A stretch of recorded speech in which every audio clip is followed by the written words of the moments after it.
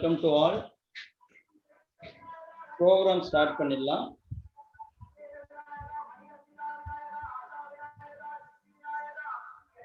So I am Srinivasan, JSR IAS Academy-க்காக பேசுறேன். Okay, எல்லாருக்கும் கேக்குதா? ஆடிபிள் தானே?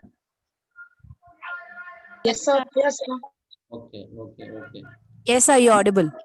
Okay, thank you.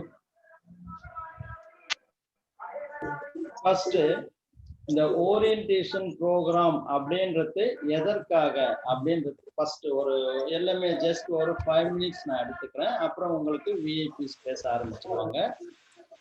Okay sir. நம்ம தமிழ்நாட்டுல எந்தெந்த பகுதியில இருந்தோ டிஎன்பிசிக்காக படிக்க ஆரம்பிச்சிருவோம். பட் மெயின்ஸ்ன்னு வரும்பொழுது எல்லாமே சென்னையை நோக்கி வருங்க இல்லையா? ஆனா மெயின்ஸ் எல்லாருமே இருக்கிற இடத்துல இருந்து கூட படிக்கலாம். ஸோ வர முடிஞ்சவங்க வந்து படித்தாலும் யார் வேணும்னாலும் தன்னோட ஃபுல் கான்சன்ட்ரேஷனோட குரூப் 1 சர்வீஸ் வாங்கணும்ன்ற 100% உங்களோட கான்ஃபிடென்ட்டோட நீங்க எந்த மூலையில இருந்து கூட உங்களால படிக்க முடியும். அதற்காக தான் இந்த மெயின் இந்த ஓரியன்டேஷன். இதோட பர்பஸ் உங்களோட செல்ஃப் கான்ஃபிடென்ஸை இன்க்ரீஸ் பண்றதும்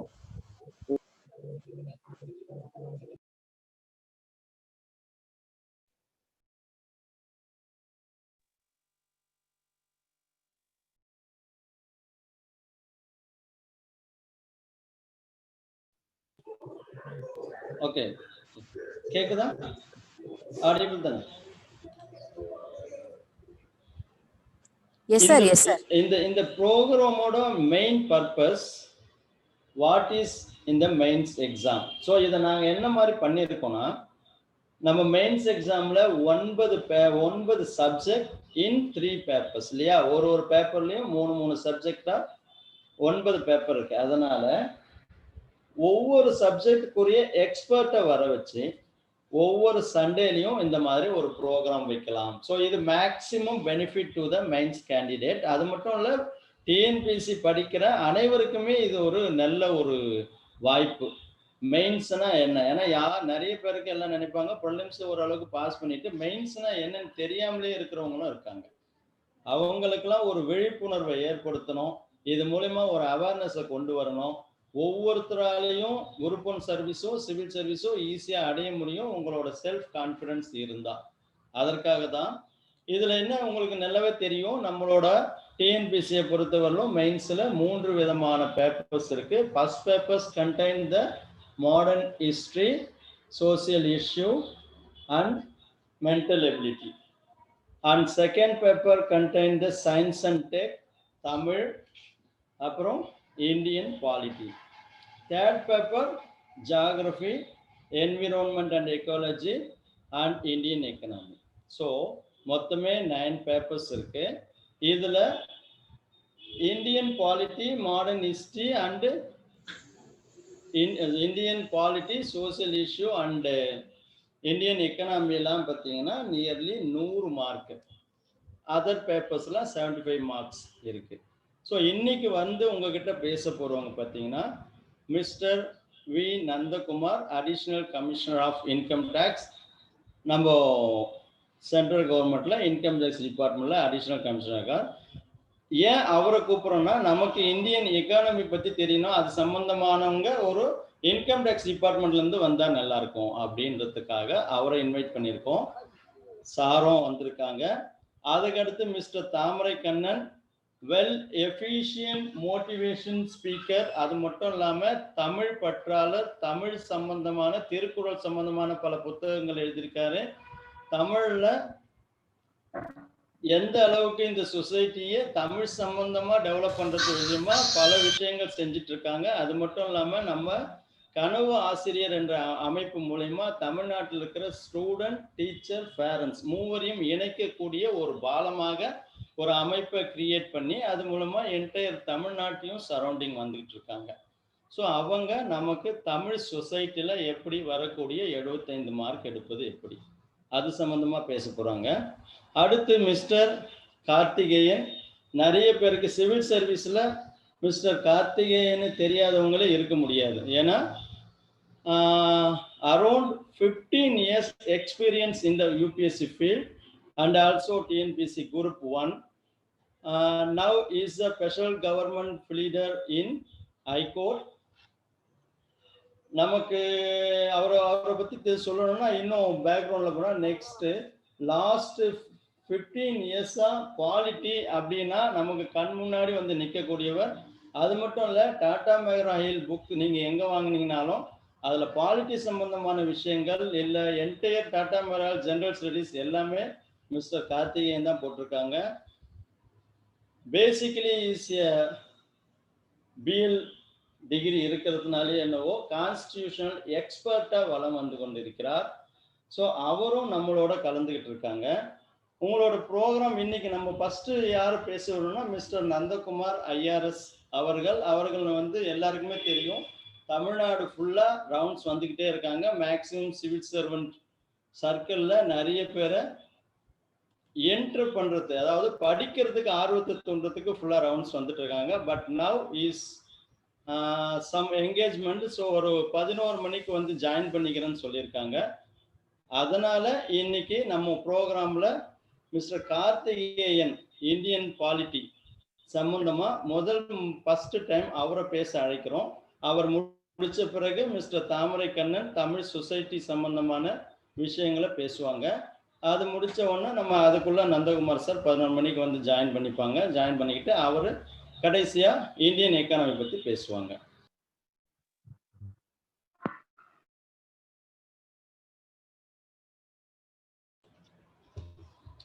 உங்களுக்கு இந்த மெயின்ஸ் பற்றி எந்த வித ஃபியரும் இல்லாமல் அட்டன் பண்ணணும்னா ஃபஸ்ட்டு நீங்கள் அதை என்னன்னு தெரிஞ்சுக்கணும். நீங்கள் ஆக்சுவலி ஒரே ஒரு விஷயம் நான் சொல்கிறேன், ப்ரிலிம்ஸ் படித்த எல்லாராலையும் மெயின்ஸ் பண்ண முடியும். ஏன்னா ப்ரிலிம்ஸுக்கு தான் நம்ம அதிகப்படியான டைம் செலவு பண்ண வேண்டியிருக்கு. அது மட்டும் இல்லாமல் அதிகப்படியாக படிக்க வேண்டிய, அதுவும் இப்போ கேட்டிருக்க குரூப் 1 ப்ரிலிம்ஸ் கொஸ்டின்லாம் கம்பேர் பண்ணும்போது நிறைய படிக்கணும் அப்படின்னா அது prelims.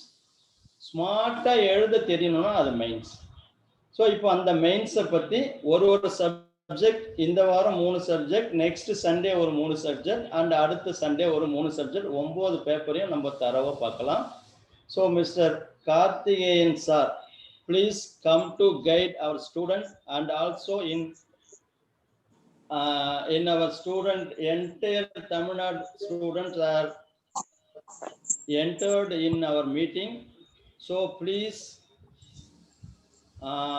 motivate and also clarify about the Indian polity subject. Okay, Karthiyan sir வந்துட்டீங்களா? நான் வந்துட்டேன். இப்போ என்னோட video thank you. Good morning all. Good morning, sir. Good morning. Morning. So அதான் இப்போ வந்து good morning. So my mandate இன்னைக்கு எனக்கு என்ன அப்படின்னு பார்த்தீங்க அப்படின்னா polity பத்தி introduction and also basic fundamentally how to prepare polity and what is the trend in TNPSC இதை பத்தி பேச இன்வைட் பண்ணியிருந்தாங்க. ஒரிஜினலாக my schedule was scheduled at 12 o'clock, but Nandakumar sir வந்து வர முடியல அப்படின்றதுனால கொஞ்சம் அதை ப்ரீபோன் பண்ணாங்க. Am I audible? Yes, sir. Yes, sir, audible. Not audible. Not audible அப்படின்றவங்க வந்து அந்த மேல இருக்கும் பாருங்க, கனெக்ட் டு ஆடியோன்னு இருக்கும் ஜூம்ல, அதை கனெக்ட் டு ஆடியோ கொடுங்க, உங்களுக்கு ஆடிபிள் ஆகிடும். ஸோ அந்த மாதிரி வரும்போது என்ன அப்படின்னு பார்த்தீங்க அப்படின்னா இப்போ ஃபர்ஸ்ட் கொடுத்துருங்க அப்படின்னு சொன்னாங்க. ஸோ அதுதான் இப்போ இவரை பொறுத்த வரைக்கும் இப்போ ஜேஎஸ்ஆர் பொறுத்த வரைக்கும் association JSR is long standing one and recently JSR வந்து is one of the most hardworking institute and hopefully they will soon come in forefront in TNPSC. நமக்கு அது வந்து ஒரு செகண்ட் ஜேஎஸ்எல் யாரும் இப்போ one second sorry one second ஒரு small audio issue. I will just come back in 2 minutes. 1 minute. Sorry. Video, உங்களோட video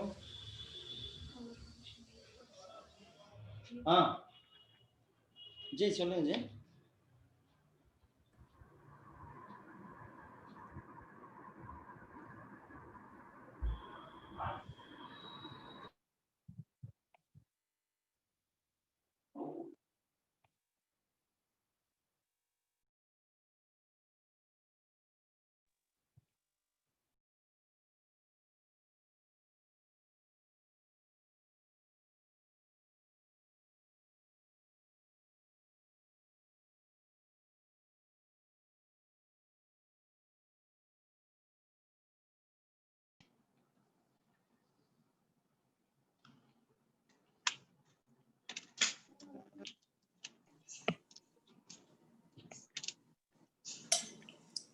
sorry. So அதுதான் இப்போ சாரி. ஸோ இப்போ அந்த மாதிரி வரும்போது இப்போ பாலிட்டியை பற்றி எனக்கு வந்து ஒரு இன்ட்ரோடக்ஷன் கொடுத்துட்டு எப்படி ப்ரிப்பேர் பண்ணுறது, என்ன ட்ரெண்ட் இருக்குது அப்படின்றத பற்றி தான் சொன்னாங்க. ஸோ இப்போ அந்த மாதிரி வரும்போது டிஎன்பிஎஸ்சியில் பாலிட்டி அப்படின்றது is definitely and very very important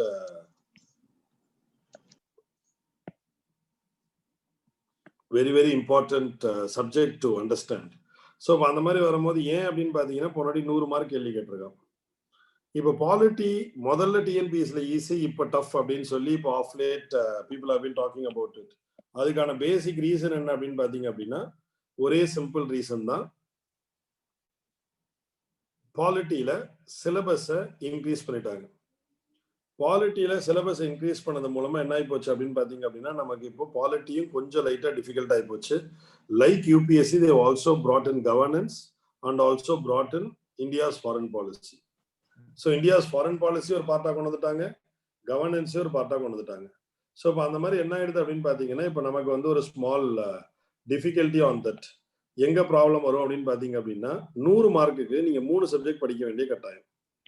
100 மார்க்குக்கு நீங்க 3 சப்ஜெக்ட் எப்படி படிப்பீங்க அப்படின்னு பாத்தீங்க அப்படின்னா you have to put your attention on Constitution of India, you have to put your attention on governance, you have to put your attention on foreign policy also. அந்த மாதிரி வரும்போது அட்டென்ஷன் போடுற அளவுக்கு ப்ரொபோர்ஷனேட்டா கொஸ்டின் இருக்குமான்னு கேட்டா அட்டென்ஷன் போடுற அளவுக்கு ப்ரொபோர்ஷனேட்டா question இருக்கிறது டவுட். ஏன் அட்டென்ஷன் போடுற அளவுக்கு கொஸ்டின் இருக்காது அப்படின்னு பாத்தீங்க அப்படின்னா ஃபார் எக்ஸாம்பிள் போன வாட்டி ஃபாரின் பாலிசில இருந்து ஒரே ஒரு கேள்வி தான் கேட்டான், கவர்னன்ஸ்ல இருந்து 2-3 கேள்வி கேட்டான். ஸோ இப்போ அந்த மாதிரி வரும்போது நீங்க ஃபாரின் பாலிசி ஃபுல்லா படிச்சுட்டு ஒரே ஒரு கேள்வி கேட்கறான் அப்படின்னா அந்த இடத்துல உங்களுக்கு ஆன்சர் பண்ணும் போது you have to spend more time on reading. But ஒரே ஒரு கேள்வி வந்துச்சு. ஸோ இப்போ இந்த மாதிரி சில டிஃபிகல்டிஸ் எல்லாம் உங்களுக்கு டெஃபினட்டா உண்டு அப்படின்றது நீங்க you have to understand. So இது எப்படி ஓவர் கம் பண்றது, இது எப்படி படிக்கிறது, இப்போ இந்த மாதிரி விஷயங்களை பத்தி பேசுறது தான் basic idea of this session. So as far as Indian polity is concerned, போன வருஷம் there is a major trend change in TNPSC. We don't know whether you will maintain it. So அந்த மாதிரி வரும்போது என்ன ஆயிடுச்சு அப்படின்னு பாத்தீங்கன்னா what is the major trend in TNPSC அப்படின்னு பாத்தீங்கன்னா questions were more analytical and compared to previous years, though is not as much as analytical like UPSC அளவுக்கு அதை வந்து உங்களுக்கு வந்து காம்ப்ளெக்ஸ் கொஸ்டின்ஸ் கொடுக்கலனாலும் ஓகே, ஆனா டெஃபினட்டா காம்ப்ளெக்ஸ் கொஸ்டின்ஸ் இன்க்ரீஸ் பண்ணிட்டான். ஃபார் எக்ஸாம்பிள் கேட்டீங்க அப்படின்னு பாத்தீங்க அப்படின்னா ஒவ்வொரு ஸ்டேட்டுக்கு ஒவ்வொரு ஹைகோர்ட் வேணும். ஆனா நம்ம ஊர்ல பாத்தீங்கன்னா 24 ஸ்டேட்ஸ் தான் மொத்தமாவே இருக்கு, 24 ஹைகோர்ட்ஸ் தான் மொத்தமாவே இருக்கு. அப்ப 2-3 ஸ்டேட்ஸுக்கு ஹைகோர்ட் இருக்கிறது ஒரு சாதகமான நிலையை உருவப்படுத்தாது அப்படின்னு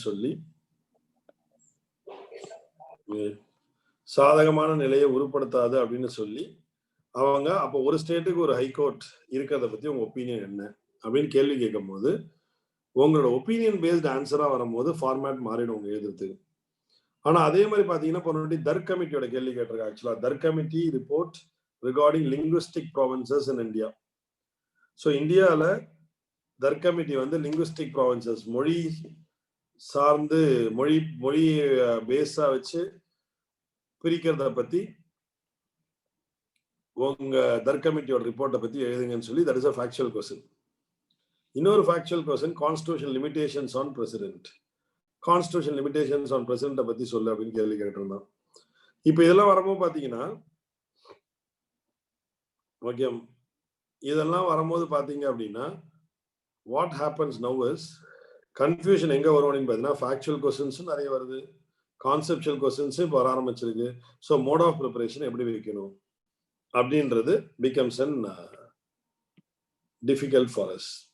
ஸோ இப்போ அந்த மோட் ஆஃப் ப்ரிப்பரேஷன் எப்படி வைக்கணும் அப்படின்றத இப்போ நம்மளோட செஷனோட பேசிக் ஐடியா. ராகவேந்திரன் வந்து இதுல போட்டிருக்காரு ஆக்சுவலா கமெண்ட்ல 25 high courts in our India sir.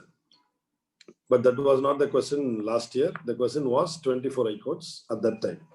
அவன் கொஸ்டின் கேட்கும்போது 24 high courts இருந்துச்சுன்றதுதான் ராகவேந்திரன். போன வருஷம் கொஸ்டினை பத்தி நான் பேசிட்டு இருக்கேன். ஸோ அதனால அந்த கொஸ்டின்ல 24 high courts இருந்துச்சு, அதை பத்தி நம்ம பேசிட்டு இருக்கோம். போன வருஷம் கொஸ்டின்ல ஃபர்ஸ்ட் கொஸ்டினே படிச்சு பார்த்தீங்கன்னா உங்களுக்கு தெரியும். The Constitution of India provides for a high court for each state. But the 7th Amendment of 1956 authorized for common high courts for 2 or more states and a union territory. Now there are only 24 high courts in a state. It will be better if each state has a high court. இதான் அவங்க கேட்ட question. So அந்த கொஸ்டின்ல ஒரு opinion express பண்ண சொன்னா, ஒரு கொஸ்டின்ல மட்டும் ஒப்பீனியன் எக்ஸ்பிரஸ் பண்ண சொல்ல, அதை விட இன்னொரு கேள்வி கேட்டான் பாருங்க. That was one of the really UPSC standard question ஒன்று கேட்டான். யூபிஎஸ்சியில கூட அந்த கேள்வி கேட்கல. 9th, first amendment of India has brought host கொஞ்சம் எல்லாரும் மியூட் பண்ணுங்க ப்ளீஸ்.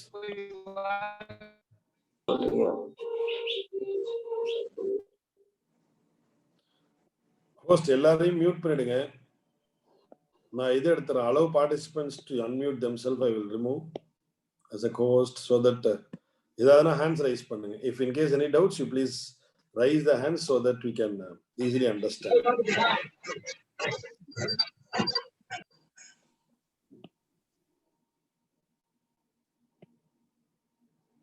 Okay. Okay, probably இப்போ கொஞ்சம் நாய்ஸ் கம்மியா இருக்குன்னு நினைக்கிறேன். ஓகே, நான் இப்போ எல்லாரையும் மியூட் பண்ணிட்டேன். ஏதாவதுன்னா அந்த இதுல போய் அந்த டாட்ஸ் இருக்கு பார்த்தீங்கன்னா அதுல போய் ஹேண்ட்ஸ் ரைஸ் பண்றதுக்கு சொல்லுங்க, இல்ல கமெண்ட் பாக்ஸ்ல போடுங்க. ஓகே, ஸோ அதுதான். ஸோ அந்த மாதிரி வரும்போது ஒரு கொஸ்டின் கேட்டிருந்தாங்க. ஃபர்ஸ்ட் அமெண்ட்மெண்ட் பாத்தீங்க அப்படின்னா இந்தியாவோட நேஷன் பில்டிங்காக பயங்கரமான கான்ட்ரிபியூஷன்ஸை பண்ணுச்சு 3 டிஃப்ரெண்ட் ஆஸ்பெக்ட்ஸ்ல அப்படின்னு சொல்லி அவங்க கேள்வி கேட்டாங்க. ஓகே, அதெல்லாம் உண்மையாவே யூபிஎஸ்சியில கேள்வி கேட்டிருந்தா கூட நம்ம ஆன்சர் பண்றது கஷ்டமா தான் இருந்திருக்கும். So that was such an tough question. அதே மாதிரி ஆஸ் யூஷுவல் யூபிஎஸ்ல இருக்க மாதிரி கான்ஸ்டிடியூஷனல் லிமிடேஷன்ஸ் ஆஃப் பிரசிடென்ட் சொல்லு அப்படின்றத கேள்வியும் கேட்டாங்க. ஸோ உங்களுக்கு என்ன ப்ராப்ளம் வரும் இப்போ அப்படின்னு பார்த்தீங்கன்னா, எப்படி ப்ரிப்பேர் பண்றது அப்படின்னு ப்ராப்ளம் வரும்போது எடுத்துக்கிட்டீங்க அப்படின்னா, basically you have to understand the trend change. Trend சேஞ்சில் பெஸ்ட் ஆஸ்பெக்ட் என்ன அப்படின்னு பார்த்தீங்கன்னா, go by Laxmikanth and Bakshi first aspect. அதுக்கப்புறம் என்ன பண்ணி ஆகணும்னா கரண்ட் அஃபேர்ஸ்ல கொஞ்சம் அப்ரெஸ்டா இருக்கு. அப்போ அந்த 24 high courtsோட கேள்வி எங்கேருந்து வந்துச்சு அப்படின்னு பாத்தீங்க அப்படின்னா, அந்த ஜம்மு அண்ட் காஷ்மீர் அந்த பீரியட்ல ஓகே அந்த கிரியேஷனோட இஷ்யூ பேஸ் வச்சு அவன் கேள்வி கேட்டிருந்தான். அதே மாதிரி பாத்தீங்க அப்படின்னா வந்து இந்த வாட்டி புலம்ஸ்ல கேட்டிருந்தாங்க பாத்தீங்களா, பெரியாரோட போராட்டத்திற்கான காரணம் என்ன அப்படின்னு கேட்கும்போது they gave 4 options. அந்த மாதிரி அந்த பெரியார், அதாவது அந்த பீரியட்ல வந்து சம்பகம் தேவராஜன் ஒரு ஜட்மெண்ட் வந்தது. அந்த ஜட்மெண்ட்டை பேஸா வச்சு வரும்போது மெட்ராஸ் மெடிக்கல் மிஷன்ல வந்து ரிசர்வேஷன் கொண்டு வருவாங்க. அந்த ரிசர்வேஷன் வந்து high courts and supreme court will say it is violative of article 14. நீங்க இடஒதுக்கீடு கொண்டு வரணும் அப்படின்னா ஆர்டிகல் 14 அதுக்கு தடை விதிக்குது அப்படின்னு அவங்க சொல்லிடுறாங்க. அத மேல கொஞ்சம் போராட்டங்கள் எல்லாம் நம்ம தமிழ்நாட்டில் வர ஆரம்பிக்குது. அதுக்கு ரியாக்ஷனா தான் என்ன அப்படின்னு பாத்தீங்கன்னா ஃபர்ஸ்ட் அமெண்ட்மெண்ட் கொண்டு வராங்க. ஃபர்ஸ்ட் அமெண்ட்மெண்ட்ல சோஷியலி அண்ட் எஜுகேஷனலி பேக்வர்ட் கிளாஸஸுக்கு ரிசர்வேஷன் உண்டு அப்படின்ற ஒரு அதிகாரத்தை அவங்க எடுத்துக்கிறாங்க. அதே மாதிரி நேஷனலைசேஷன் பண்றதுக்கு அதிகாரம் உண்டுன்னு அவங்க அதிகாரம் எடுத்துக்கிறாங்க. அதே மாதிரி 9th ஷெட்யூல் கொண்டு வந்து அது மூலமா சோசியலிஸ்டிக் பிரின்சிபல்ஸ்ல கொண்டு வரலான்ற அதிகாரங்களை எடுத்துக்கிறாங்க. ஸோ ஃபர்ஸ்ட் அமெண்ட்மெண்ட் வந்து இஸ் வெரி க்ரூஷியல் அமெண்ட்மெண்ட். 1951லயே வருது. ஆனா அது கான்ஸ்டிடியூஷனோட மொத்த டைரக்ஷனையும் சேஞ்ச் பண்ணக்கூடிய அளவுக்கு, டைரக்ஷன் சென்ஸ் எந்த டைரக்ஷன்ல போகுமா போவாதான்னு தெரிஞ்சது, கரெக்டா ஒரு பர்டிகுலர் டைரக்ஷன் நோக்கி சோசியலிஸ்டிக் பேட்டர்ன் ஆஃப் சொசைட்டியை, ஒரு சமுதாயம் வந்து எந்த அளவுக்கு வந்து சோசியலிஸ்டிக் பேட்டர்னை ஃபாலோ பண்ணா நல்லா இருக்கும் அப்படின்ற மாதிரி அந்த டைரக்ஷனே மாத்தி விட்ட அமெண்ட்மெண்ட் ஃபர்ஸ்ட் அமெண்ட்மெண்ட். இதுல இருந்து அவங்க கேள்வி கேட்டிருக்காங்க அப்படின்றது is definitely and very good question. So இப்போ அந்த மாதிரி வரும்போது எடுத்துக்கிட்டீங்க அப்படின்னு பாத்தீங்க அப்படின்னா சில கொஸ்டின்ஸ் எல்லாம் பாத்தீங்க அப்படின்னா நித்திய யோக திங்க் டேங்கா கேள்வி கேட்டிருக்காங்க. இதெல்லாம் டெஃபினட்டா நம்ம டிஎன்பிஎஸ்சியில் எதிர்பார்க்க முடியாத ஒரு கேள்வி. ப்ராப்ளம் என்ன அப்படின்னு பாத்தீங்கன்னா, if you take an analysis of all the 10 questions, 100 மார்க்ல கிட்டத்தட்ட 50% of the questions are analytical. ஒரு கொஸ்டின் 2 கொஸ்டின் அனாலிட்டிக்கல்னா ஓகே, பட் 50% அனாலிட்டிக்கல் அப்படின்னா நமக்கு எங்க ப்ராப்ளம் வரும் அப்படின்னு பாத்தீங்க அப்படின்னா, you cannot dare to go only by reading Laxmikanth. So நீங்க என்ன பண்ணணும் அப்படின்னு பாத்தீங்க அப்படின்னா, ஒவ்வொரு டாபிக்கா எடுத்து அந்த டாபிக்ல இருக்கக்கூடிய கரண்ட் அஃபேர்ஸ் இஷ்யூஸ், அந்த டாபிக்ல இருக்கக்கூடிய அனாலிட்டிக்கல் இஷ்யூஸ், இது ரெண்டுத்தையும் எடுத்து பார்த்தே ஆகணும். இப்போ ஃபார் எக்ஸாம்பிள் ஆர்டிகல் 356 பத்தி நீங்க படிக்கும் போது யூ மஸ்ட் ஆல்சோ ரீட் 356 வேணுமா வேணாமான்றத பத்தி நீங்க படிச்சாங்க. ஏன்னா அனாலிட்டிக்கல் கொஸ்டின்ஸ்ல போறான். இதுக்கு முன்னாடி அப்படி இருக்காது. 366 அந்த சரத்தோட மொத்த கண்டென்ட் எழுதுங்க, அது எப்ப முடியும் எப்ப முடியாது எழுதுங்க, இந்த மாதிரி இருந்தது மாறி இப்ப 356 வேணுமா வேணாமான்னு கேட்கக்கூடிய கேள்வி வரும். அப்ப அந்த மாதிரி வரும்போது நீங்க என்ன பண்ணணும்னா, small change in the trend, how must you read, small change இந்த ட்ரெண்ட் எடுத்துக்கிட்டீங்க அப்படின்னு பாத்தீங்கன்னா ரொம்ப சிம்பிள் தான். இப்ப 356 படிச்சு முடிச்சதுக்கு அப்புறம் 356 கரண்ட் அஃபேர்ஸ்ல பாருங்க.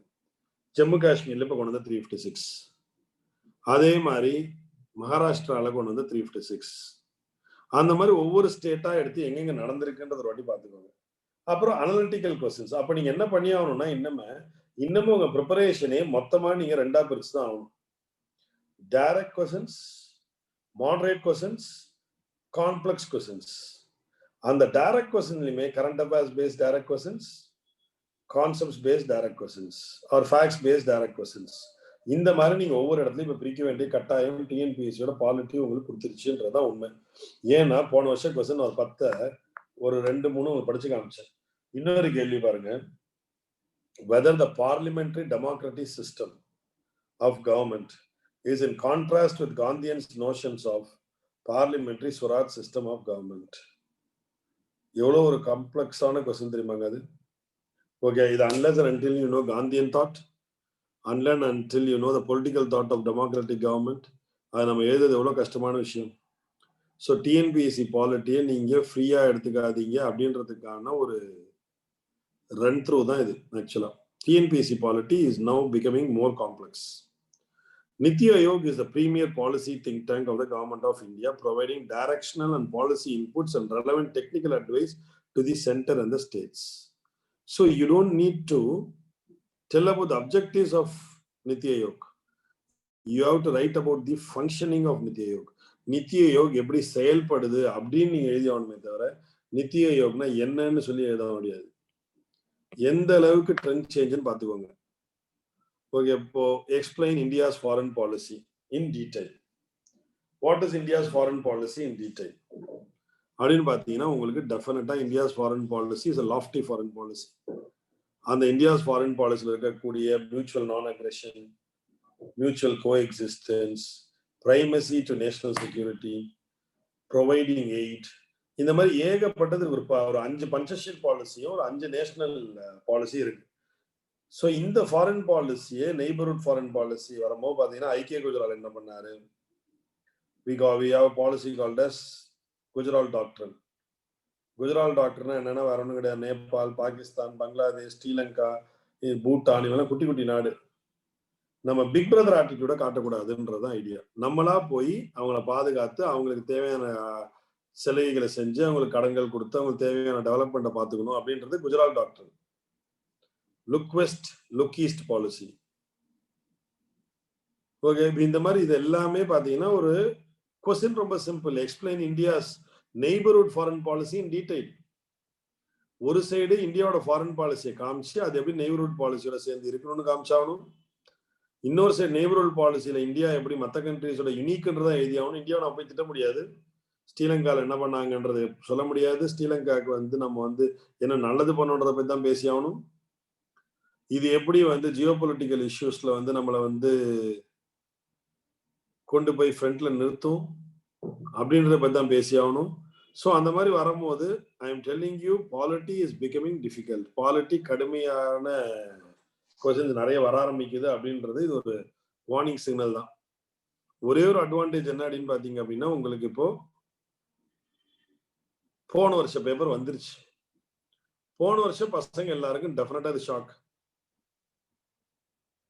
இப்ப என்னோட ஃப்ரெண்ட்ஸ் எல்லாம் இப்ப பாலா இவங்க எல்லாம் இங்க இருக்கும் போது எல்லாருமே சொன்னது வந்து என்னன்னா, சார் அது பயங்கர டஃபா இருந்துச்சு சார், டஃபா இருந்துச்சு சார், கொஸ்டினை பாத்தீங்களா அன்னைக்கு நான் ஊர்ல இல்லை, அதுக்கப்புறம் பார்க்க ஏற்படும் போது உண்மையே to me utter shock and surprise 4 questions are completely of UPSC standards. That too UPSC நம்ம டஃப் ஸ்டாண்டர்ட் வைக்கிற மாதிரி இருந்தது.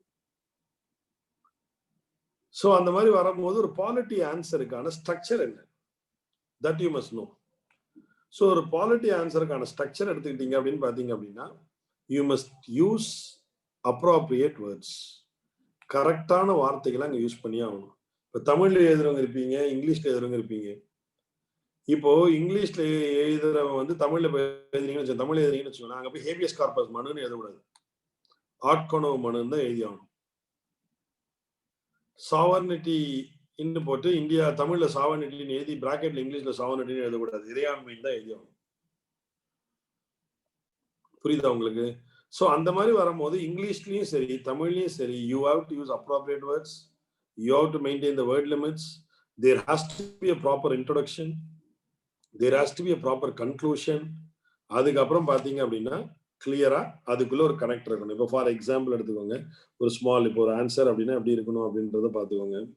இப்போ ஒரு ஆன்சர் அப்படின்னு வரும்போது பார்த்தீங்கன்னா, இப்போ for example they are going to ask you about explain India's neighborhood foreign policy அப்படின்னா இதான் ஒரு ஆன்சர் ஷீட். அப்படின்னா இப்போ ஆரம்பிக்கும் போது இப்போ India's neighbourhood foreign policy is one of the most important factors of India's foreign policy management.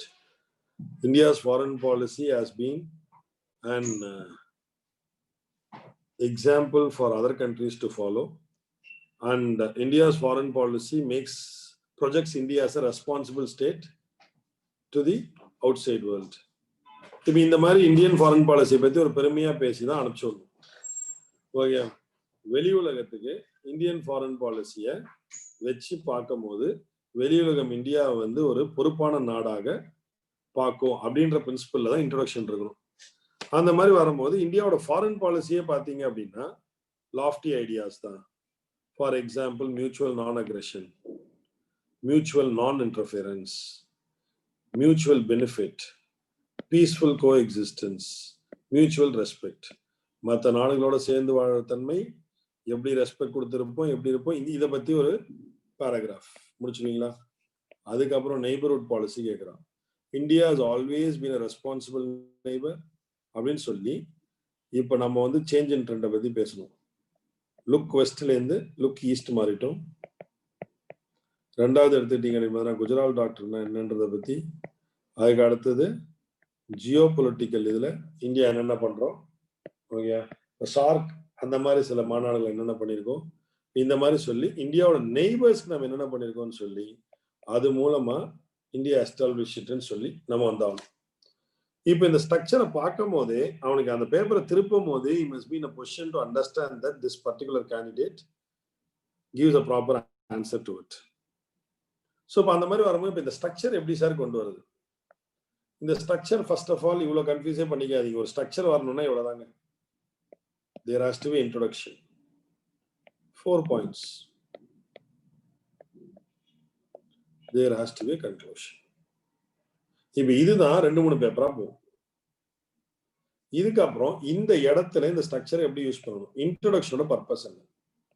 Introduction must open the minds of the examiner. Examiner நீ என்ன சொல்ல வரன்னு உனக்கு புரியணும். India's explain India's neighbourhood foreign policy அவன் மொட்டையா ஒரே வார்த்தையில முடிச்சுட்டு போயிடுவான். நீ இந்தியாவோட நெய்பர்ஹுட் ஃபாரின் பாலிசி இந்தியாவை வந்து ஒரு ரெஸ்பான்சிபிள் நாடா காமிக்குதுன்றதுல ஆரம்பிச்சு, இந்தியாவை பார்த்து பல பேர் அதே மாதிரிதான் வந்து அடாப்ட் பண்ணிருக்காங்கன்றத காமிச்சு, இந்தியன் சப்கான்டினென்ட் இவ்வளவு பீஸ்ஃபுல்லா இருக்கிறதுக்கு முக்கியமான காரணம் முக்கியமான காரணம் இந்தியாவோட ஃபாரின் பாலிசின்ற காமிக்கும் போது நீ பாசிட்டிவா போறன்ற உனக்கு புரிஞ்சிடும். ஸோ அதுதான் இன்ட்ரோடக்ஷன் ஐடியா. உன்னோட அறிவை காமிக்கிறது மட்டும் அதுல பர்பஸ் கிடையாது. உன்னோட எக்ஸாமினரோட அட்டென்ஷனை திருப்பி நீ எப்படி எழுத போறியோ அதை நோக்கி எடுத்துட்டு போற. அப்ப அவன் இந்தியா நெய்பர்ஹுட் ஃபாரின் பாலிசி கேட்டா கூட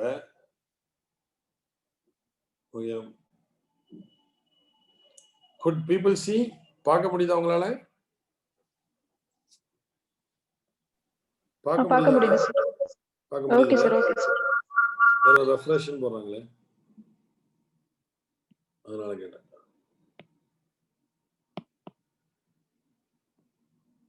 somebody said okay. so அதான். ஸோ அப்போ அந்த மாதிரி வரமோ எடுத்துக்கிட்டீங்க அப்படின்னு பார்த்தீங்கன்னா, இப்போ இன்ட்ரோடக்ஷன் மூலமா அவன் நீ கண்டிஷன் பண்ணி எடுத்துட்டு போறீங்க. First of all believe that answer writing is an argument. otherwise it should be set as the written argument. இது ஒரு written argument. நீங்க அதில் கொண்டு போகும்போது எப்படி நீங்க கோர்வையா எடுத்துட்டு போறீங்கன்றது ரொம்ப முக்கியம். உங்க கீவேர்ட்ஸ் அப்படின்றது இஸ் நோ டவுட் இம்பார்ட்டன்ட். எப்படி முக்கியமான வார்த்தைகள் யூஸ் பண்ணுன்றது நோ டவுட் இம்பார்ட்டன்ட். பட் எது ஃபர்ஸ்ட் வரணும், எது செகண்ட் வரணும், எது தேர்ட் வரணும்ன்றது இம்பார்ட்டன்ட். அந்த மாதிரி வரும்போது இன்ட்ரோடக்ஷன் ஃபர்ஸ்ட் வரணும். இன்ட்ரோடக்ஷனோட பர்பஸ் என்னவா இருக்கணும் அப்படின்னு பாத்தீங்கன்னா, உங்களோட பேப்பரை திருத்த போறவரோட எண்ணங்களை உங்களோட பேப்பரை நோக்கி எடுத்துட்டு போக வைக்கணும். அப்ப இந்தியாவை பத்தி பெருமையா பேசி, இந்தியன் ஃபாரின் பாலிசியோட முக்கியத்துவத்தை பத்தி பேசி, அது எப்படி இந்தியாவோட முக்கியத்துவத்தை நிலைநாட்டிருக்குன்றத பத்தி பேசி நிறுத்தின உடனே he will get the curiosity. So that is the second purpose of introduction. So introduction கரெக்டா அவனை உங்களுக்கு சாதகமா திங்க் பண்ண வைக்கிறதுக்கான ஒரு டூல் உங்க கையில. Introduction should rice a curiosity. ஓ அப்படியா அப்படின்ற மாதிரி அவன் பார்க்கணும். ஓ இந்தியாவை ஒரு ரெஸ்பான்சிபிள் ஸ்டேட்டா காமிச்சிருக்கா, நம்மளோட துணைக்கண்டத்துல பீஸ்ஃபுல்லா இந்தியா துணைக்கண்டம் இருக்குன்றது காரணம் இந்தியா தானா? ஓகே. ஸோ அந்த மாதிரி எல்லாமே ஓகே உன்னோட இன்ட்ரோடக்ஷன்ல இருந்துருச்சுன்னா அவனுக்கு ஆசை வந்துடும். அப்ப நீ அடுத்தது என்ன சொல்ல போறேன்னு. அப்போ first part of the answer should be general foreign policy. நான் ஏன் பாலிட்டி கொஸ்டின் எடுக்கலன்னா, எல்லாருக்கும் என்ன பாலிட்டின்னு தெரியும், அப்புறம் திருப்பி இதையே பேசிட்டு இருக்கான்றதுனால நான் ஃப்ரம் பாலிட்டி டு சேஞ்ச், என்னோட சேஞ்சுக்காக நான் வந்து ஃபாரின் பாலிசி எடுத்துக்கிட்டேன். ஏன்னா foreign policy part of polity paper தானே. ஓகே. ஸோ ஃபாரின் பாலிசியை பத்தி பேசுறோம். Priyadharshini, don't scribble. So general foreign policy of India. General foreign policy of India என்ன? ஓகே, ரொம்ப சிம்பிள் லாஜிக். 10 பிரின்சிபல்ஸ் இருக்குங்க. மியூச்சுவல் ரெஸ்பெக்ட், மியூச்சுவல் நான் aggression, mutual benefit, peaceful coexistence, mutual non-interference, உள்ள போய் தலைவிட மாட்டோம், supporting democracy, promoting world peace, providing aid, மானியம் கொடுத்தல், establishing open trade, maintaining national security. இதான் 10. இந்த 10 நீங்க எதை வேணா எழுதுங்க, எதை வேணா எழுதாதீங்க. பட் இந்த 10 பேராகிராஃப் பேட்டர்ன்ல கொண்டு வந்துருங்க. ஏன்னா question is not about India's foreign policy, India's neighbourhood foreign policy. India's neighbourhood foreign பாலிசின்னு வரும்போது இந்த 10 பத்தி ஒரு பேராகிராஃப் இல்ல 1.5 பேராகிராஃப் வர மாதிரி எழுதிட்டீங்கன்னா ஓகே, நீங்க ஆட்டோமேட்டிக்கா ஓவரால் இது காமிச்சுவீங்க. ஓகே, ஓவராலா இதுதான் வந்து இந்தியாஸ் ஃபாரின் பாலிசி அப்படின்றது வந்து காமிச்சதுக்கு அப்புறம் இந்தியாஸ் நெய்பர்ஹுட் ஃபாரின் பாலிசியை பத்தி பேசியாகும். ஸோ இப்போ இந்தியாஸ் நெய்பர்ஹுட் ஃபாரின் பாலிசியை பொறுத்த வரைக்கும் ரொம்ப பார்த்தீங்கன்னா that is not new. Okay, so அந்த மாதிரி வரும்போது இந்தியாவோட நெய்பர்ஹுட் ஃபாரின் பாலிசி எப்படி இருந்ததுன்னா காலங்களுக்கு தகுந்த மாதிரி மாறி இருந்தது அப்படின்றத பத்தி நீங்க பேசியாகும்.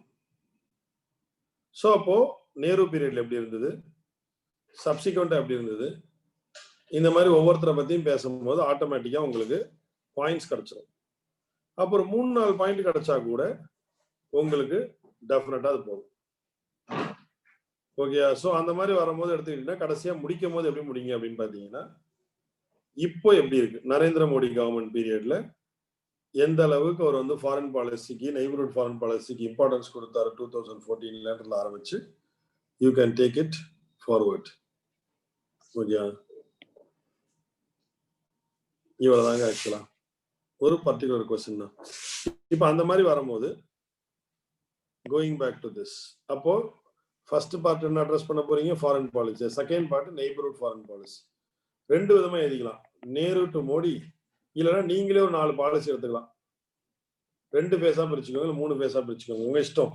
உங்களுக்கு எவ்வளவு கண்டென்ட் இருக்கோ அதை வச்சு எழுதணும். அதான் புத்திசாலித்தனம். நல்லா புரிஞ்சுக்கோங்க. ஆன்சர் ரைட்டிங் அப்படின்னா எல்லாத்தையும் படிச்சிருக்க மாட்டோம், பட் நமக்கு எவ்வளவு தெரியுதோ அதை வச்சு எழுதி ஆகணும். நேரு பீரியட்ல இருந்தது ஒரு soft policy, example Jammu Kashmir. அப்ப இந்திரா காந்தி பீரியட்ல இருந்து aggressive foreign policy, okay, example Bangladesh. Rajiv Gandhi aggressive, example Sri Lanka.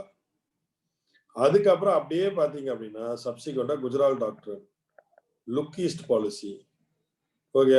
அதுக்கப்புறம் பாத்தீங்கன்னா மோடி பீரியட் இப்ப சார்க்கு இருக்கு டுவர்ட்ஸ், ஓகே. இது நடுவில் இதெல்லாம் பொறுத்த வரைக்கும் நீங்க இதை பேஸ் வச்சு எடுத்துக்கொள்ள போதும். கடைசி பாராகிராஃப் முடிக்கும் போது எப்படி முடிக்கணும் அப்படின்னா, இந்தியா ஒரு சூப்பர் பவரா வரும் அப்படின்ற பிரின்சிபல் ஐடியா வச்சு இந்த ஃபாரின் பாலிசியை எஸ்டாப்ளிஷ் பண்ணும். இந்தியா வந்து வேர்ல்ட்ஸ் லார்ஜஸ்ட் டெமோக்ரஸி, அதுக்கான எந்த அளவுக்கு ஒரு ரெஸ்பான்ஸ் ஸ்டேட்டா இருக்கணுமோ அந்த அளவுக்கு அது இருந்து தன்னோட ஃபாரின் பாலிசி மூலமா மற்றவங்களோட காசுக்காகவும் ஃபைட் பண்ணுதுன்ற மாதிரி காமிச்சு, ஓகே, அந்த இப்சா இந்த மாதிரி இருக்கக்கூடிய லேட்டஸ்ட் டெவலப்மெண்ட்ஸ் எல்லாத்தையும் காமிச்சு முடிய வேண்டியதான். அப்ப கன்க்ளூஷன், கன்க்ளூஷனும் இன்ட்ரோடக்ஷனும் எப்படி இருக்கணும்னா ரெண்டும் மேட்ச் ஆயிருக்கும். நடுவுல இந்த பாயிண்ட்ஸ் ஜஸ்டிபிகேஷனா இருக்கும். This is a very simple format I am telling you.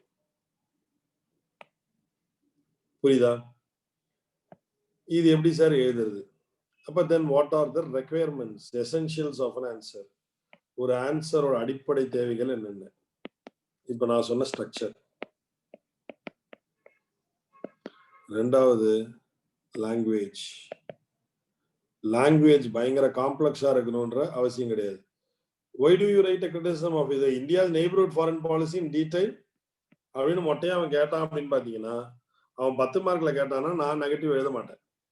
Analyse கேட்டானாலோ கிரிட்டிசைஸ்னு கேட்டானாலோ அப்பதான் எழுதுவேன். ஏன்னா இன்டென்ஷன் வந்து India's neighbourhood foreign policy revisit பண்ணுமான்னு கேட்டானா தான் நீங்க கிரிட்டிசைஸ் பண்ணி ஆகணும். ஏன் ரீவிசிட் பண்ணணும்னு சொல்லும் போது, ஓகே. சோ அவர் என்ன கேள்வி கேட்டார் ஒருத்தர் அப்படின்னு பாத்தீங்கன்னா, நான் கிரிட்டிசைஸ் பண்ண வேண்டாமா சார்னு கேட்டார். கிரிட்டிசைஸ் பண்ண வேண்டாம், ஏன்னா கொஸ்டின் படிக்கிறேன். Explain India's neighbourhood foreign policy in detail. அவ்வளவுதான்.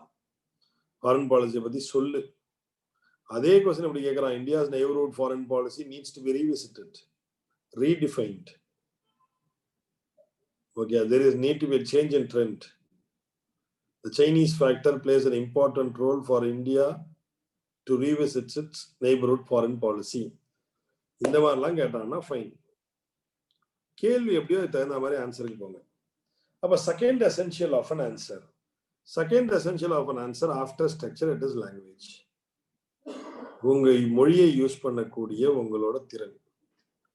ரெண்டு, if you have a flawless language, use it, பிரச்சனையே கிடையாது. எனக்கு ஃப்ளாலஸ் லாங்குவேஜ் இல்லை, பிரச்சனையே கிடையாது. நார்மல் லாங்குவேஜை நீட்டா யூஸ் பண்ணிட்டு போங்க. நீங்க நினைக்கிறீங்க அப்படின்னா you have to give the best நினைக்கிறீங்க. ஆனா இங்க பேப்பர் திருத்தும் போது நாங்க பாக்குறோம்ல, இப்ப நாங்க இங்க பேப்பர் திருத்துறோமா, 100 பேர் திருத்துறோம்னு வச்சுக்கோங்க. Assuming correct 50 people, 100 people, 40 people. அந்த 40ல எவன் க்ரீமா இருக்கானோ அவன் டெஃபினட்டா ரேங்க் வாங்குறான். அப்ப பார்க்கும் போது என்ன கிளியரா தெரியுது அப்படின்னு பாத்தீங்க அப்படின்னா, லாங்குவேஜ் தாறுமாறா எழுதுறவன் நாலேஜ் இல்லை அப்படின்னா சர்வீஸ் வாங்கலாம் முடியாது. ஓகே, லாங்குவேஜ் தாறுமாறா இல்ல, ஆனா சப்ஜெக்ட் இருக்கு, தேவைப்படக்கூடிய மினிமம் லாங்குவேஜ் இருக்கு அப்படின்னா ஆட்டோமேட்டிக்கா போகும். So language I mean both English and Tamil. இப்போ அப்ரோப்ரியேட் வேர்ட்ஸ் அவ்வளவுதான். அது தமிழா இருக்கட்டும் இங்கிலீஷா இருக்கட்டும், நீட்டா இப்ப தமிழ்ல எழுதுறீங்களா, எழுத்துப்பிழை இல்லாம சந்திப்பிழை இல்லாம, ஓகே, அந்த அந்த ஓட்டம் கரெக்டா இருக்கா மாதிரி பார்த்து நீட்டா அந்த ஃப்ளோ அது கரெக்டா இருக்கா மாதிரி பார்த்துட்டீங்க அப்படின்னா ஆட்டோமேட்டிக்கா உங்களுக்கு அது புரிய போகுது. ஸோ நெக்ஸ்ட் நம்ம தமிழுக்காக பேசுறவங்களுமே அதை பத்தி பேசுவாங்க அப்படின்றதான் fact. And sir will also speak about it. So அதனால அவர் சார் வந்து அதை பத்தி தமிழ்ல எப்படி எழுதுறதை பத்தியும் பேசுவார். பட் எனக்கு வந்து இங்கிலீஷ் தமிழ் ரெண்டுத்துக்கும் ஜெனரலாவே I'm just talking how what should be the structure of an answer. Language ரெண்டாவது. அந்த லாங்குவேஜ் உள்ள பார்ட் தான் அப்ராப்ரியேட் வேர்ட்ஸ். ஒரு ஒரு ஒரு கரெக்டான வேர்ட்ஸை யூஸ் பண்றது. வேர்ட் சுத்தி 4 பெரிய வேர்டை யூஸ் பண்ணாது. எப்படி சார் அந்த அப்ராப்ரியேட் வேர்ட்ஸை கண்டுபிடிக்கிறது வருது அப்படின்னா, சித்திரமும் கைப்பழக்கம் செந்தமும் நாப்பழக்கம் தான். More you read the material, more you become conversant to the words. எந்த புக்கை நீ படிக்கிறியோ அது தகுந்த மாதிரி உன்னோட வொக்காபுலரி அது தகுந்த மாதிரி ஸ்டாண்டர்டைஸ் ஆயிடும். உங்க வொக்காபுலரி ஸ்டாண்டர்டைஸ் ஆயிடுச்சுன்னா presentation is easy. Okay, so அதனால அது வந்து உங்களுக்கு ப்ராப்ளம் இருக்க வாய்ப்பு இல்லை. அதுக்கு அடுத்த ஆன்சரோட முக்கியமான விஷயம் என்னன்னா வேர்ட் லிமிட். வேர்ட் லிமிட்ல நீங்க ஸ்டிக் பண்ணலாம்னா 2 ப்ராப்ளம் வரும். ஒன்னு என்னன்னா உங்களால டைமுக்கு எக்ஸாம் முடிக்க முடியாது. ரெண்டாவது நீங்க மழை கொஸ்டின்ஸை ஸ்கிப் பண்ற மாதிரி வரும். ஸோ அதனால வேர்ட் லிமிட்ல கரெக்டா ஸ்ட்ரிக்டா ஃபிக்ஸ் பண்ணிக்கோங்க. ஓகே, இதெல்லாம் வந்து ஒரு சர்வீஸ் வாங்குறதுக்கு, டெப்டி கலெக்டர் வாங்குறதுக்கு போதுமான நம்பர்ஸ். ஸ்ட்ரக்சர் ஆஃப் ஆன்சர் போதுமான. இதுக்கு வந்து சஃபிஷியன்ட் ஸ்ட்ரக்சர் இஸ் எனஃப். இதுக்கு மேல எனக்கு பெட்டர் ப்ரெசென்ட் பண்ணணும் சார் அப்படின்னீங்கன்னா, உங்களுக்கு டைம் இருந்தால், நீங்க ஏதோ ஒரு ஃபாஸ்டாக இருந்தால், நீங்க டயக்ராம் போட போறீங்களா, ஃப்ளோ சார்ட் போட போறீங்களா, இதெல்லாம். இதை தவிர சில கொஸ்டின்ஸுக்கு சில ஆன்சர்ஸுக்கு சப்மிட்டிங் மூலமா போக முடியும். இப்போ ஃபார் எக்ஸாம்பிள் போன வாட்டி கேட்டதுலேயே பார்த்தீங்க அப்படின்னா, discuss the constitution limitations on the president அப்படின்னு ஒரு கேள்வி கேட்டிருந்தாங்க. போன வாட்டி கொஸ்டின் பெயில இருந்ததுன்னா பார்த்துக்கோங்க. நான் 3வது கேள்வி, constitution limitations on the powers of president of இந்தியான்னு எடுத்துக்கிட்டீங்க அப்படின்னா, what are all the constitution limitations அப்படின்னு வரும்போது அது சப்மிட்டிங்ல நீங்க போகலாம். Okay, limitations with regard to discretion, limitations with regard to pardoning power, limitation with regard to judicial review. இந்த மாதிரி சப்மிட்டிங்ல பிரிச்சுட்டு எழுதுறது ஒரு விதம். ஓகே, சோ சப்மிட்டிங் எல்லாத்துக்கும் போட முடியாது, நல்லா புரிஞ்சுக்கோங்க. எங்கெல்லாம் சப்மிட்டிங் முடியுமோ அங்கெல்லாம் யூஸ் பண்ற மாதிரி ஒரு பேட்டர்ன் ஆஃப் ஆன்சரிங். இன்னொரு pattern of answering is based on examples. அதுதான் நித்தி ஆயோக் கொஸ்டின். நித்தி ஆயோக் என்ன பண்ணா, தமிழ்நாடுக்கு இதை சொன்னா, டூரிசமுக்கு இதை சொன்னா. ஓகே, சோ அந்த மாதிரி எதெல்லாம் நீங்க போட முடியுமோ அதெல்லாம் நீங்க சொல்லலாம். Okay, so this is how it has to go. So இப்போ இந்த மாதிரி வரும்போது எடுத்துக்கிட்டீங்க அப்படின்னு பார்த்தீங்க அப்படின்னா, அப்போ இப்போ என்ன சொல்லியிருக்கேன் அப்படின்னா, இது வரைக்கும் நான் உங்களுக்கு என்ன ட்ரை பண்ணியிருக்கேன் உங்களுக்கு புரிய வைக்க அப்படின்னு பார்த்தீங்கன்னா, ஆன்சர் ரைட்டிங்ல 3 விதம் இருக்கு. ஒன்று general pattern of introduction, conclusion, நடுவில் 4 paragraph 5 paragraph based on the size of the question. ரெண்டாவது பேஸ்ட் ஆன் சப்ஹெட்டிங். மூணாவது பேஸ்ட் ஆன் எக்ஸாம்பிள்ஸ். ஒரு கொஸ்டின் ஒரு பாலிட்டியில 10 கேள்வி இருக்குன்னா இதை பிரிச்சு எழுதும் போது மொனோட்டனி வராது. And you know TNPSல மல்டிபிள் பென் யூஸ் பண்றதெல்லாம் they see it as signals to examiner. அதனால நீங்க அதை யூஸ் பண்ண முடியாது. அந்த இன்ஸ்ட்ரக்ஷன் எல்லாம் உங்களுக்கு JSRல கொடுப்பாங்க.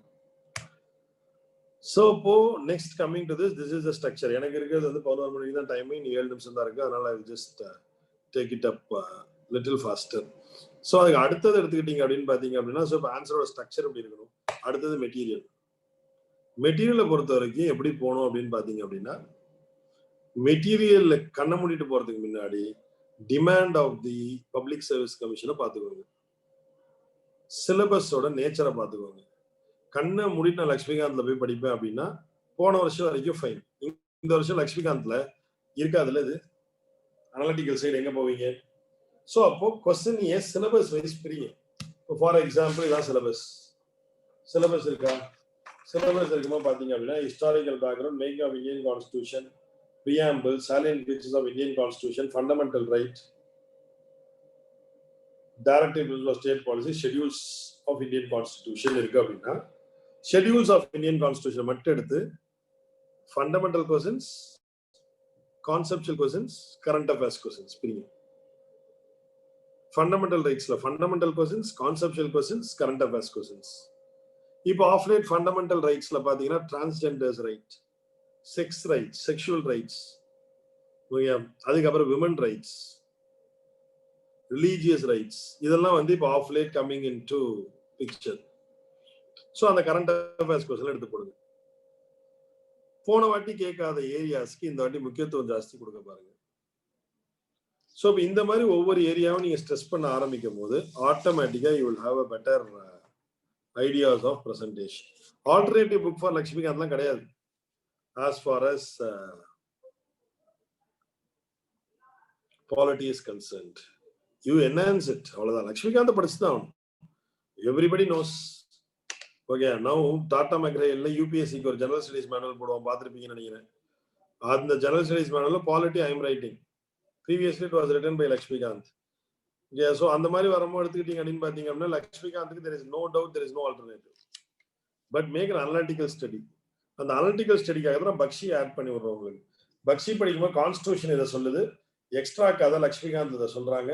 அந்த எக்ஸ்ட்ரா கதை லக்ஷ்மிகாந்த் சொல்லும் போது அப்ப எது கான்ஸ்டிடியூஷன் எது கதைன்னு தெரியும். அந்த டைரக்ஷன்ல எக்ஸ்பேண்ட் பண்ணிக்கோங்க.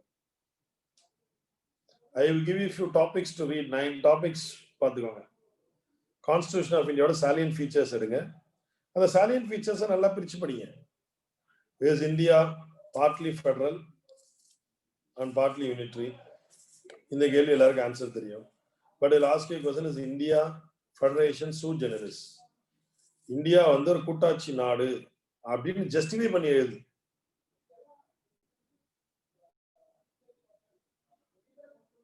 ஓகே, அதுக்கு அடுத்தது மேக்கிங் ஆஃப் இந்தியன் கான்ஸ்டிடியூஷன்ல இருந்து கேள்வி வரும் டிஎன்பிஎஸ்சினா. அதுக்கு அடுத்தது பாத்தீங்கன்னா union executive, president, prime minister, இந்த மாதிரி விஷயங்கள் ஃபோக்கஸ் பண்ணுங்க. ஸ்டேட் ஜுடிஷியரி, ஹைகோர்ட்ல இருந்து கேள்வி வருது. பவர் ஆஃப் பார்லிமெண்ட்ல இருந்து கேள்வி வருது. அமெண்ட்மெண்ட்ஸ்ல இருந்து கேள்வி வருது. இதை ஃபர்ஸ்ட் முடிங்க, அதுக்கு அடுத்தடுத்து அந்த மாதிரி ஒவ்வொன்றா எடுத்து பொறுக்கி எடுத்து போங்க. ஃபாரின் பாலிசி கொஞ்சம் படிங்க. General foreign policy of India, foreign policy with regard to neighbors, அப்புறம் foreign policy with regard to superpowers, and foreign policy and current affairs. இவ்வளவுதான். கொஞ்சம் கொஞ்சமா அப்படியே புஷ் பண்ணிட்டே போங்க, ஆட்டோமேட்டிக்கா சிலபஸ் முடியும். ஸோ அந்த மாதிரி வரும்போது எடுத்துக்கிட்டீங்க அப்படின்னு பாத்தீங்க அப்படின்னா டைம் மேனேஜ்மெண்ட் பத்தி நரேந்தர் கேட்கிறாரு. Time management is purely and choice. இன்னைக்கு எனக்கு ஏகப்பட்ட வேலை இருந்தது.